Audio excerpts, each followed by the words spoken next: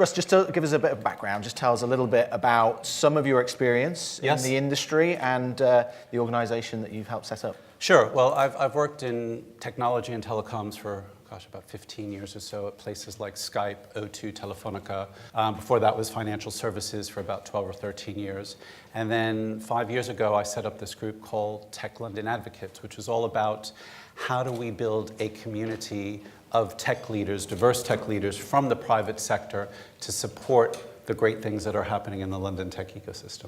So tell us about sort of the process of setting that up. Did you feel there was a need and a lack of collaboration going on in this? I absolutely did. I mean, the interesting thing for me at the time was I actually had spent some time working with a gentleman called Rohan Silva, who was an advisor to the Prime Minister, and I met with him back in 2012, and I thought the government at the time was doing some interesting things promoting what's happening around here and the London ecosystem. And similarly, the mayor of London at the time, Boris Johnson, was out there touting London tech. So I thought, great, government, City Hall, doing a very good job, but where is the private sector? Because ultimately, my belief is that the private sector is going to be the group that's going to really build a vibrant tech ecosystem. So that's where the idea came from. And then I went into my own network and spoke to about 100 people I knew. I said, I want to set up this group. I want to get out there and do two things. I want to promote the startups and scale-ups that are emerging on the tech scene, but I think more critically, I want to address the issues and challenges that we face. At the time, the lack of talent, the lack of diversity in tech. How do you get more funders and investors in tech? How do you deal with infrastructure issues? So that was the thinking, and it started as a part-time project, thinking, oh, this will be fun to do, and the thing just exploded beyond my wildest imagination. And so in your experience of working with Tech London Advocates, what are some of the success stories that you've had? What's been working well? What are the opportunities for us to work better? Sure. Well, the group has gone from 0 to 6,000 advocates here in London, across the UK, and in 50 countries around the world.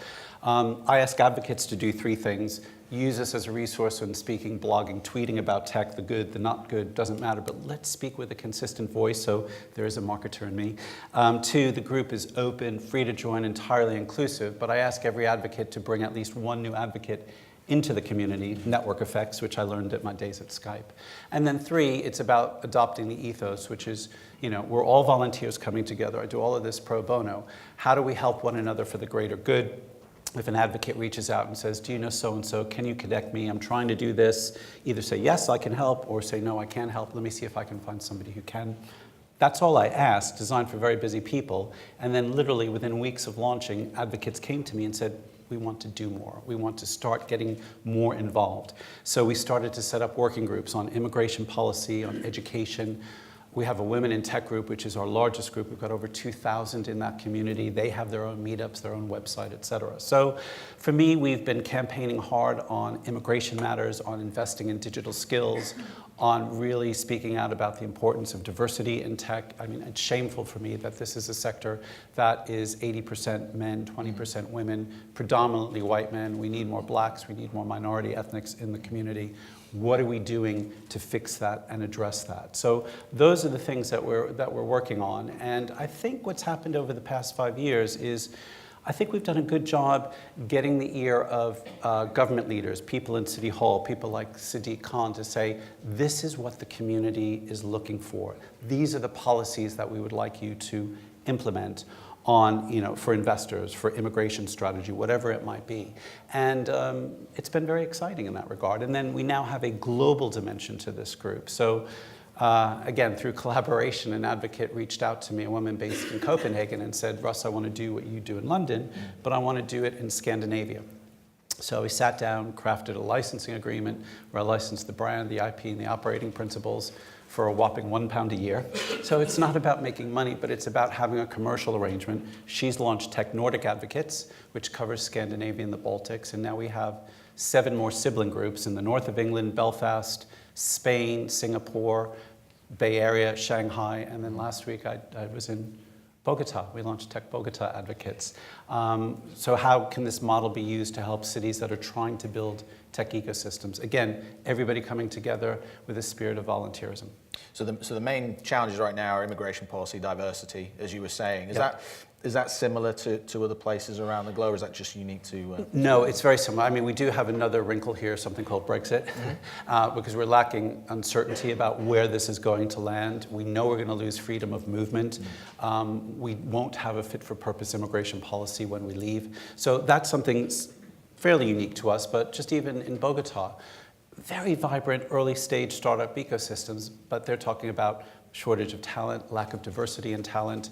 How do they get more investors behind them? How do they showcase the success stories that are emerging there? So there are fairly common themes that I see around the world, upweighted or downweighted accordingly. In Bangalore, talent is not so much of an issue for them, but boy, do they have infrastructure issues. Just getting from one side of Bangalore to another is a real challenge for them. So it varies, but we have a lot in common with each other. We were talking before we came on, and you were saying about it's not just about setting up a hub for collaboration here in London, but it's working with other territories as well. I mean, obviously there's Silicon Valley, but there's New York as well. Tell us about how that works with TLA in terms of working internationally. Well, one of the things, and from a research point of view, there's, and I was mentioning to you that there's an organization called Startup Genome. It's a think tank based in San Francisco. And every year they evaluate the top 50 startup ecosystems globally. And last year they ranked Silicon Valley 1, New York 2, and then they ranked London 3. So I was like, yes, this is great. And so I asked them to come over and talk to the community about why we're doing well in their view. And they said, look, one of the things that London Tech is doing is it's interconnecting with other tech hubs. So I get asked a lot by government ministers, and they said, aren't you worried about Berlin and Paris and Dublin stealing London's thunder as we exit the EU? And I said, well, not really. I said, if they do well, we will do well. As we do well, they will do well, because tech hubs that interconnect grow and prosper, and the startups win them will do well. The real question and challenge for us is not so much tech hub to tech hub, but what's going to happen to the offline world as AI, machine learning, robotics really takes hold. I mean, I see huge disruption coming in the coming 5 to 10 years, lots of jobs being lost. So how do we get ahead of that and really build up a population here that is better equipped with digital skills? So these are the things that I get to see in this position, but also from a grassroots perspective, because I'm kind of out there pounding the streets and pavements, meeting great startups and scale-ups all the time. So actually, I mean, it might be a intrinsically British thing about playing ourselves down, but actually there's a lot to be proud of in terms of London on the global tech stage. In a short amount of time, this tech ecosystem has absolutely blossomed. When I launched the group, we didn't have a term called fintech. We didn't have retail tech, health tech, creative tech. We now have food tech and deep tech. So we've really done, I think, a very good job. The money has flowed in from various investors around the world. We've had some good IPOs on the London Stock Exchange, some big acquisitions, and that has really fed the whole dynamic. So lots of good things going on here that's really put us on the map. And I like to say, look, in my lifetime, I don't think we'll ever be a Silicon Valley or Pearl River Delta in China. Those will be, I think, the two behemoths in tech, especially as artificial intelligence grows. They've got the big tech giants with the big data sets. They're going to call the shots globally.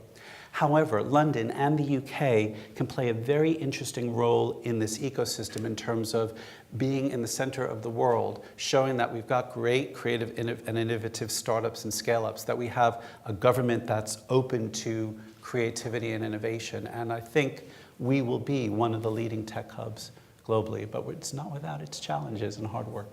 The theme of today's collaboration, you mentioned some of your experience working for the likes of Skype and Virgin Media and O2.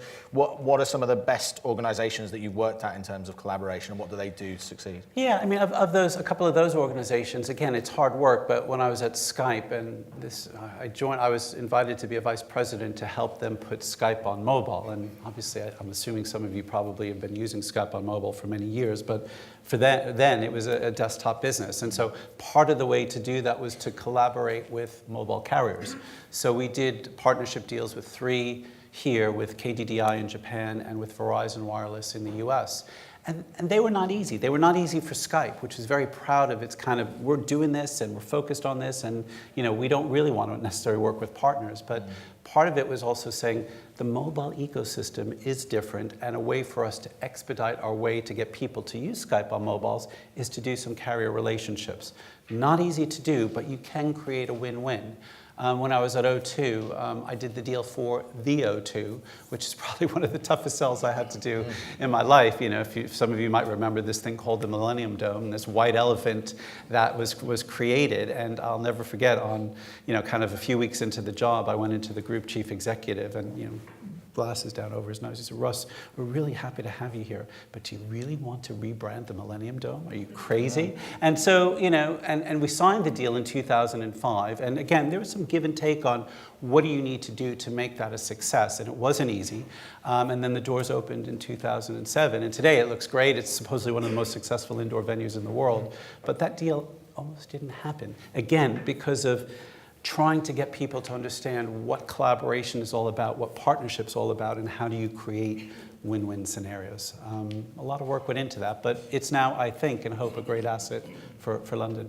And in my experience in the tech space, obviously tech companies kind of at the forefront of remote working and adapting to new tools, but is there more that tech companies could be doing to sort of, encourage remote working and similar? Yeah, remote working, and I think big tech organizations. I mean, let's look at Microsoft. I think that they've done a really good job over the past few years, reaching out, partnering with organizations, whether it's co-working space, setting up accelerators, setting up incubators. Many companies are learning that. There's no kind of one-size-fits-all model that works. So a company has to look at its own DNA and say, what is going to work for us? Telefonica has something called Wyra, which some of you may have heard of. And when I was their global innovation director, I set up incubators around Telefonica's operating businesses. And it was hard work because you had to change the mindset. And I'd go in and say, look, let's set up this incubator in your operating business in Brazil. I'll give you some funding to do it. But in exchange, you can't chop and change your budget. You can't chop and change the headcount running this incubator. And it was hard for people to grasp that. So I think bigger organizations are understanding more and more that collaboration is the way to go. They're saying the right things. Some are better, some are not so good. And so I think a lot of them are on a learning curve. And I think smaller businesses, startups, scale-ups, many are interested in collaboration with bigger companies, and that can be a win-win. But sometimes startups just get completely flattened by the big corporate behemoth. And many of them are saying, I don't want to work with a big company anymore because they don't quite understand my dynamic, innovative culture when they feel big and cumbersome and bureaucratic. So there are different models out there, and if people are thinking about that, I think you just have to go into it with an open mindset.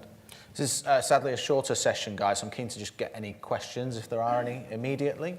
Have a think about them, and I'll ask Russ another question. Go for it. Russ, tell us where are people converging? Obviously, we've heard about Silicon Roundabout, which is quite close by. We were talking before this session about Stratford. Where are the most innovative companies converging now? Well, I think if you look around London, tech is happening everywhere. I mean, I kind of call this area here ground zero, because this is, for me, the birthplace of where a lot of the tech pieces happen, but it's been moving east through Whitechapel to Stratford. We were talking about Croydon Tech City. There's a hub down there. I live in Shepherd's Bush. There's a lot going on in Hammersmith, Shepherd's Bush, Westminster, up in Camden. And then if you look around the country, there's some great tech hubs emerging. Manchester's one. So we have a sibling group called Tech North Advocates based there. Belfast is small, but it's an important cyber hub for the country and a good digital production hub for the country. Bristol, the South Coast, Edinburgh. You're seeing this happen around the country. We're becoming a tech nation. And, I always say, look, London is going to be strong, Manchester is strong. It's not at the expense of each other. And if London becomes too expensive for a startup here, I say, look, it's a 2-hour train journey. Relocate to Manchester. There's great talent up there. There's, some great people who believe in tech. Go out to Bristol. And likewise, we want to encourage businesses as they expand from there to come to London. And the good news is we have a lot of good co-working space here that makes it affordable to do it, because as you all know, it's pretty expensive to do business here. For sure. Any questions for us at all? Yes, just the lady at the front. Thank you. Hi, I'm Paulina Yamsa from Siemens. Hi. Hi. I was wondering, how do you convince people to collaborate? Because that's not always easy in departments and silos? Yes, very good question. I think some of the ways to do it is to demonstrate examples of where it's been successful. You know, there's lots of good research out there that shows that companies that collaborate, more employees that collaborate across departments are more productive. So there's a lot of good information there. So I think for me, it's about giving people specific examples, introducing people to others who've done it well, haven't done it well, what did they get wrong, what did they get right, and to take people on a journey. And I think if you can demonstrate and go into this with a mindset that you're really trying to achieve a win-win. Now, everybody says that, but I always think in a lot of the partnership discussions I have, there's kind of a bit of this win-lose mentality. I'm going to get this out of it at their expense. I think if you do that, it's going to crash. It's not going to work. So you have to erase your preconceptions, understand how others have done it, and try it and see what works, and then keep self-correcting as you go through it. I remember when I was at O2 and we were working with Anschutz Entertainment Group, we had a couple of knockdown, drag-out fights along the way, but they were good. They were cathartic because they were understanding where we were coming from. I was able to understand where they were coming from, and we did mid-course corrections because ultimately we were both focused on making the venue and the O2 a great success. And the same with Skype and Verizon. Some really difficult meetings, and they were a monster. I mean, they're a massive organization, and you know, you're rocking up as Skype with a great brand and thinking, well, you know, we're a minnow here. But they really wanted to make the project a success of putting Skype on their smartphones, and we wanted that too. So we were always focused on the end goal. It was bumpy along the way, but if we kept coming back to saying there's a win-win here, we can work through our differences. And it's not easy, but it can be done. But good question. Does it work well at Siemens as well? Huh? Does it work well at Siemens? Collaboration? Yeah, one of our company objectives right now is collaboration. Okay. This is super interesting. Good. Good. Good. Sorry, I think there's a question just here, and then we'll go over. We've only got a couple of minutes, so if we can be relatively brief. Sorry about that. Hello, Lisa Reimers. I'm an independent consultant. Hi, Lisa. You've mentioned there's quite a few challenges with collaborating, especially with other partners. What are the things that didn't work? Or what are because we always get tips on how to make it work, but what do you think are the biggest things you've learned? Yeah, I think, you know, for me, it's, you know, if you see something's not going right, some of the mistakes I made was I didn't correct it quickly enough. I sensed that something was not going in the right direction, but I thought, oh, let me let it go. We'll figure it out. And if you see something that you don't like, address it quickly. Because if you let it go too long, and if you let it fester, I think it damages, you know, particularly the relationship, and it presents other obstacles. So you shouldn't get to a point where you're in a room yelling and screaming at each other, which is where I was a few times. But I look back on that and say, look, I made a mistake because I could see the warning signs much earlier, and I should have addressed them earlier. And I think, you know, the constructive relationship would have been built much more quickly.